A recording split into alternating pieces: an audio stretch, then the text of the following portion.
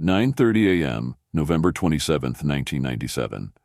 A red Ford Explorer slows as it turns into Las Palmas, the same quiet stretch it follows most mornings. Then, two vehicles block the lane. Gunmen step out. The first bursts leave no time for reaction. When the shooting stops, neighbors see a scene that should hold two victims, the men inside the Explorer. Instead, there is a third body on the ground, positioned away from the vehicle, lying where no bystander should have been. And before investigators can identify him, one detail becomes clear. This wasn't a random ambush. It was a system breaking from within. When a structure designed for control produces an outcome no one planned for, who really lost control? Missed the button? Go ahead, subscribe now so you don't forget later. David Barron Corona was born in 1963 in Tijuana. But the environment that shaped him sat across the border. Logan Heights, San Diego, specifically 30th Street, where loyalty and consequence were understood without explanation. At 16, one moment set his direction. A man sat on Barron's car. Barron drew a gun and fired. One shot, one body, one murder conviction. The court sent him to adult prison. Inside, influence mattered more than geography. He entered the orbit of La M.A., the Mexican mafia, whose reach shaped the California prison system. Barron didn't just survive, he was absorbed. Released mid-1980s, the pattern didn't end. 1987, weapons charges, Arizona prison, a new connection, Oscar Paz, brother of Arturo Everardo Paez Martinez, El Kitty of the Tijuana cartel.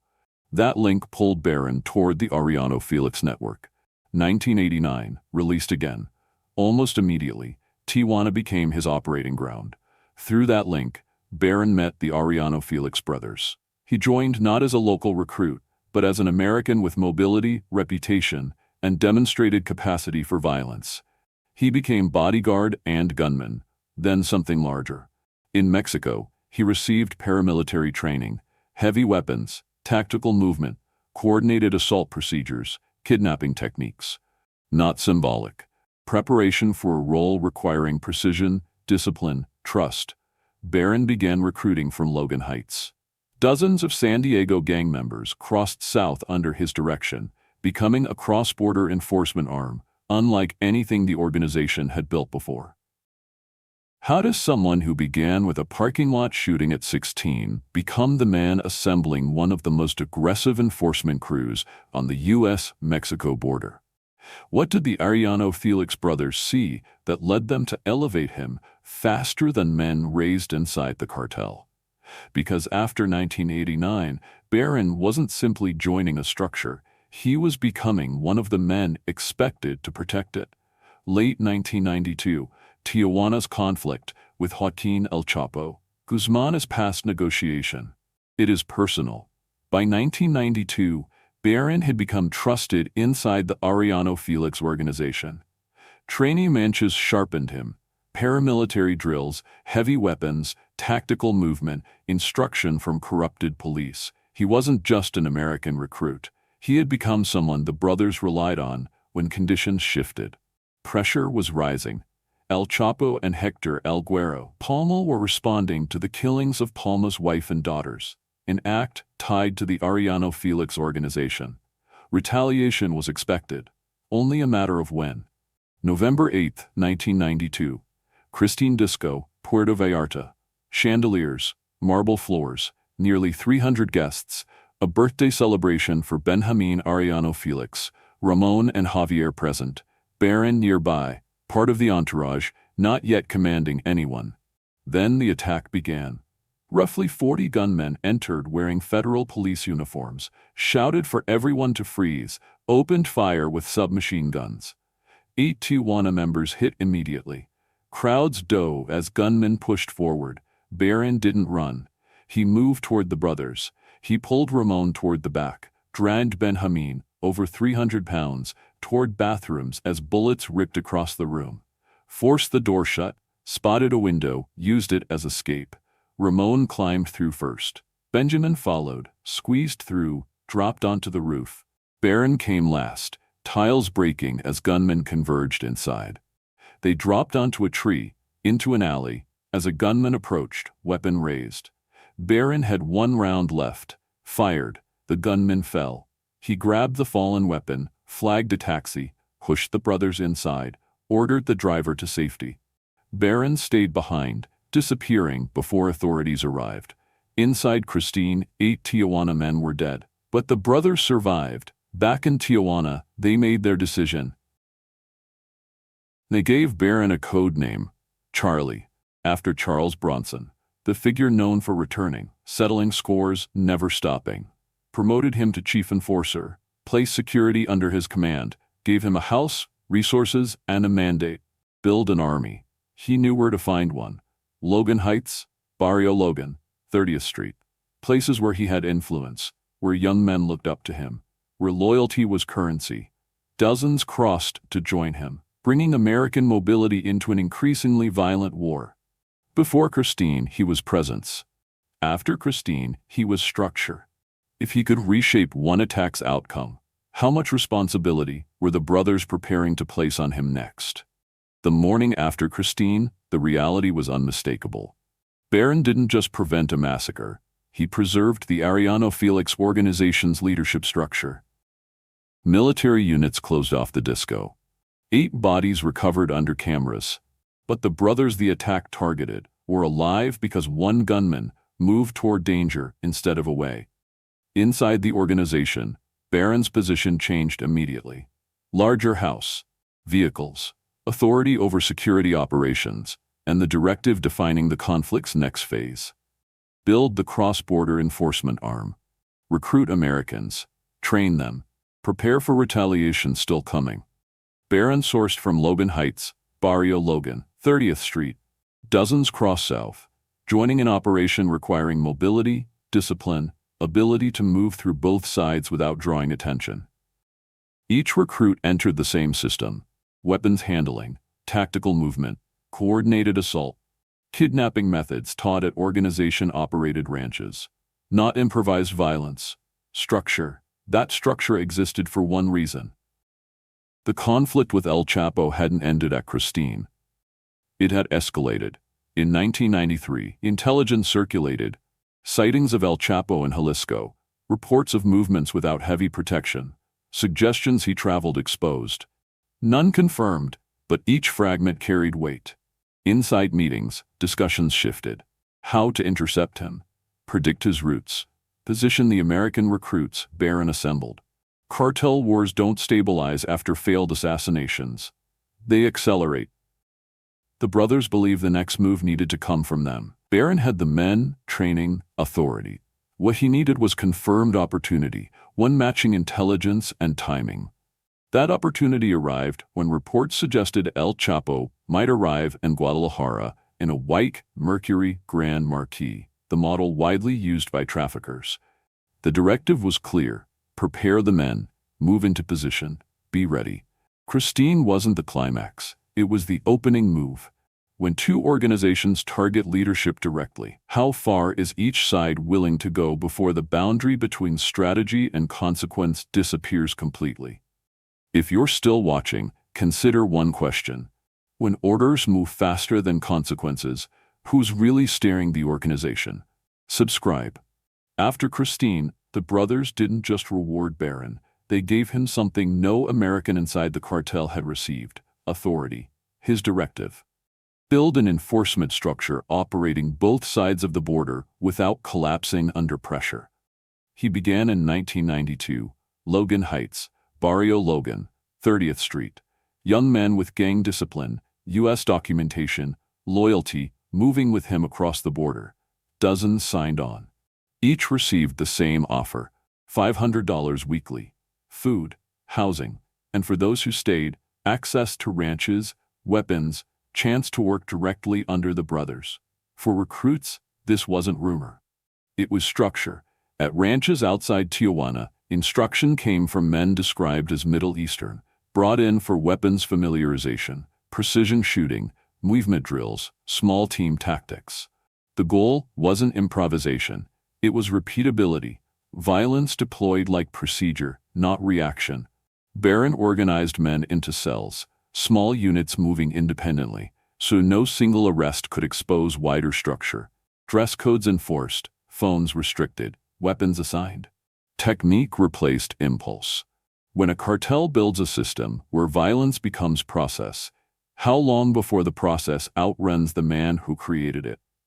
By 1993, the AFO didn't just have an American enforcement crew, it had an American enforcement framework, and the brothers intended to use it. May 24, 1993, Guadalajara International Airport. Intelligence suggested El Chapo was in the area, possibly arriving in a white Mercury Grand Marquis, common among traffickers, discreet, easy to misidentify under pressure. 20 gunmen, 5 vehicles. Logan Heights members positioned around arrivals. Barron's men watched for the car matching description. A white Grand Marquis pulled into the terminal zone. The unit moved. Gunfire erupted across the terminal approach. Travelers dropped behind luggage carts. Windshields fractured. The target slumped inside. But the man inside wasn't El Chapo. It was Cardinal Juan Jesus Posadas Ocampo. When the shooting stopped, 7 people were dead in total. The driver, Pedro Perez Hernandez, Cardinal Juan Jesus Posadas Ocampo, and 5 other civilians caught in the crossfire. Mexican officials called it mistaken identity. Wrong car, wrong man in the middle of a drug war. The church rejected that explanation. 7 civilians dead. The killing triggered one of the largest multi-agency responses in Mexico's recent history. A U.S.-backed task force, DEA, FBI, U.S. Marshals, Customs, Immigration, IRS, Justice, focused on the Arellano Felix organization. A $15 million bounty was placed on those involved. Inside the Logan Heights crew, 2 volunteers stood out: Ramon Spooky Torres Mendez and Juan Enrique Puma Vasquez. They surrendered, gave statements, and took the fall. Spooky was killed in custody before trial. Puma served his sentence. The fallout didn't stabilize the organization. It fractured it. Tijuana, Ensenada, Tecate, Rosarito, each zone adjusting as federal pressure expanded. Barron was moved to Rosarito, deeper into controlled territory, further from scrutiny, closer to internal mechanisms. The airport operation didn't just expose failure. It exposed the limits of the system Barron built. A system executing orders with precision, but not identifying when precision aimed at the wrong target. When a structure designed for efficiency encounters its first critical failure, does the organization correct the system, or the man who built it? From 1993 to 1997, the structure Barron helped build didn't disappear, it adapted. The Arellano Felix organization tightened borders, moved operations inland, operated under scrutiny that never existed before. Federal agencies, state forces, international partners collected names, diagrams, movement patterns. One journalist, more than any agency, accelerated that exposure. Jesus Blancornelis, co-founder of Zeta magazine, the outlet printing what others would not. Throughout 1995 and 1996, Zeta published the AFO hierarchy, mapped territories between Tijuana, Ensenada, Tecate, the American Enforcement Wing, and the code name tied to one of its most active operators, Che. They never printed the full name. But inside the organization, no one misunderstood who the reference pointed to. Each edition circulated through police offices, intelligence desks, military briefings. Every article increased pressure on AFO operational structure. November 15, 1997, Tijuana Courthouse. 2 men gunned down outside. Fast, direct, executed with practiced movement. The type investigators associated with trained units rather than street crews. The killings spiked federal attention. Names from Zeta's reporting reappeared in investigative files. Connections between American gang members and Tijuana enforcement groups were reevaluated. The codename Che surfaced repeatedly as analysts attempted to understand how the AFO professionalized its violence. Inside the organization, pressure was different. Territory splits, weakened communication, internal questions about how long the structure could hold with exposure growing from every direction. For the first time, leadership couldn't ignore the external voice shaping public understanding. Zeta's reporting wasn't simply revealing information, It was outlining the organization in real time. Every outline creates vulnerability. By late November 1997, tension between exposure and retaliation reached a point where neither side could retreat. Once a structure built on secrecy is drawn into the open, how does an organization respond when its blueprint is published? And what happens when the man exposing it refuses to stop? By November 1997, pressure on the Arellano Felix organization wasn't coming from rivals or federal sweeps. It was coming from a newspaper. On November 21, 1997, Zeta published its most direct edition, a front-page exposé naming Che as a core player inside the Tijuana structure. Not the full name, but enough for investigators, agencies, local networks to identify exactly who it pointed to. Inside the organization, reaction was immediate. A decision was made. Remove the journalist. Neutralize the voice mapping the structure. End the exposure before another edition named more components. A team assembled, 10 gunmen, 2 vehicles, tasked with intercepting Blancornelas along his morning route. The objective: hit the vehicle, confirm the target, disappear. They tracked his pattern. Schedule: daily crossing through Las Palmas, November 27, 1997, Thanksgiving morning. Blancornelas traveled with bodyguard Luis Valero, unaware a convoy was already moving into position. Gunmen waited near the curve, a blind corner forcing any vehicle to slow. As Blancornelas' car approached, attackers opened fire. Rounds struck from multiple angles. Glass collapsed inward. Valero was hit and killed instantly, shielding Blancornelas as more rounds tore through the chassis. But during the exchange, a single round struck pavement, deflected upward, hit one attacker as he moved between positions. That gunman was David Barron, the man who built the cross-border enforcement system, who protected the brothers at Christine, who organized Logan Heights crews, who the organization relied on for precision. Killed by a ricochet, a fragment of the same structure he helped design. Surviving gunmen fled, abandoning the vehicle with weapons inside. As units arrived, attackers vanished into side streets, leaving only wreckage, the body on pavement, and a journalist alive when the operation was meant to silence him. When Barron's identity was confirmed, one detail stood out. He went unclaimed for 3 days. No one stepped forward. Not immediately, not publicly. Inside walls of one property he controlled, authorities later found money hidden, physical testimony to the life he lived and system he served. For Blancornelas, the aftermath reshaped everything. He survived, but lived under military protection for the rest of his career. When he died in 2006, it was health complications, not from the ambush the cartel designed to end him. The men Barron recruited, their outcomes fractured like the organization. Some arrested, some disappeared, some served sentences, some resurfaced years later in scattered operations across the border. The Arellano Felix brothers followed separate paths: arrests, extraditions, internal splits, weakened control as federal pressure accelerated. By 2011, the DEA no longer considered the organization a dominant cartel, listing it instead as a fragmented structure, a remnant of what it had been in the early 1990s. But one part didn't disappear. Investigators still point to the period shaped by David Barron as the moment the organization professionalized violence, when kidnapping teams, hit crews, cross-border enforcement became procedural instead of improvised. A structure designed for efficiency. A structure that outlived the man who built it. A structure that for years shaped how violence moved between San Diego and Tijuana. When a criminal organization learns to operate like a system, does removing one individual disrupt the machine or prove how completely the machine has taken over? And if you made it this far, you know what to do. Subscribe, hit the bell. There are more cases like this coming. Cases where power, fear, and exposure collide, and the truth is darker than any fiction.